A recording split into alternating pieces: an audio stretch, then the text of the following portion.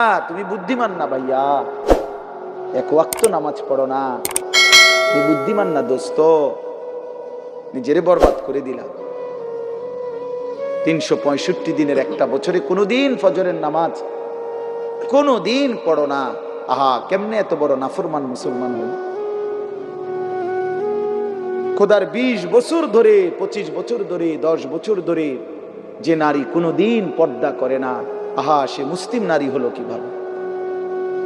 সে মুসলমানের মেয়ে হলো কেন?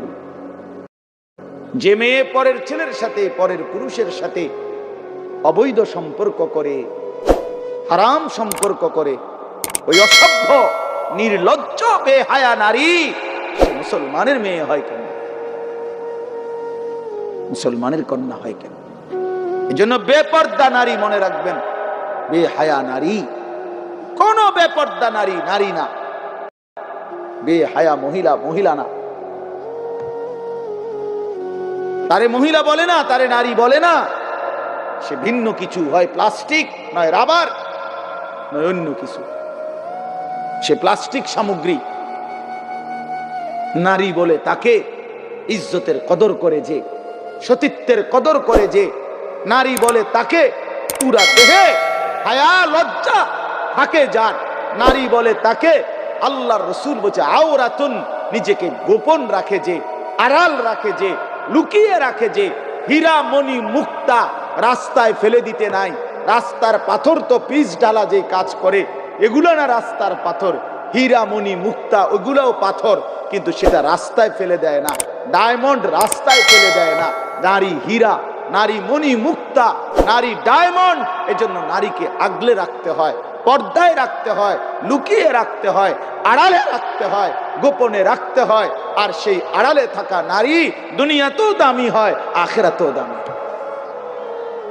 এজন্য রাবেয়া বসরি আজও দামি, আজও দামি, মা ফাতেমা আজও দামি, আয়েশা আজও দামি, হযরতে খাদিজা আজও দামি। আর এই মাঝখান দিয়া এই 1400 বছরের মধ্যে যত সুন্দরী, যত রূপসী, যত বেহায়া নারী কত রঙের রসের ঘুইরা জীবন শেষ করছে, কত পুরুষরে দেখাইছে, কত মানুষকে দেখাইছে।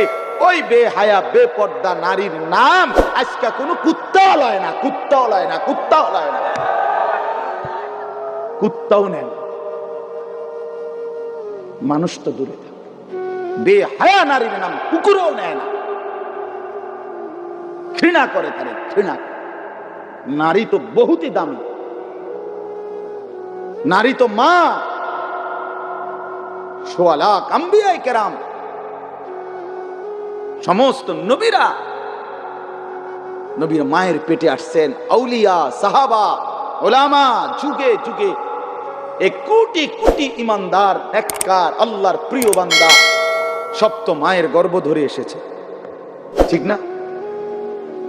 তো মা কতটা দামি, নারী কতটা দামি,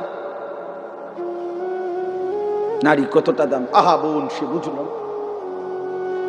সে সামান্য এক ফালতু ছেলে, যে ছেলের কোনো চরিত্র নাই, যাতে কেমনে মোতে এইটাও কইতে পারে না, এতে খারাইয়া মোতে না, বইয়া মোতে না, আটতে আটতে মোতে। এই অপদার্থ জানোয়ার, একটা চতুষ্পদ প্রাণীর মতো যার জীবন, এই বখাটে দুশ্চরিত্র রাস্তার মানুষকে দেখাইবার জন্য যেই মেয়ে, যেই নারী বেপর্দা চলে, তার মতো নিম্ন রুচির মানুষ আর কে হইতে পারে না? আরে বেডি, কারে দেখাইতি বাইরে গেলি? কি বাইজিদ বুস্তামিরে দেখাইতা? তুমি যে বেপর্দা বাইর হইলা, তোমার রূপ যৌবন দেখবে কেডা? জোনায়েদ বাগদা দিয়ে নাকি? কথা কয় না তো। যেই পুরুষগুলো দেখবে রাস্তায়, যেই ছেলেগুলো তোমারে দেখা, তাদের কোনো আখলাক নাই, তো তারা এই বেপর্দা নারীকে দেখে কি মন্তব্য করবে? দিলে কল্পনা করবে কি? যদি সেই কল্পনার রিপোর্ট আইতো আলটা, তাহলে না বুঝা যাইত। বুঝেন নাই কথাটা?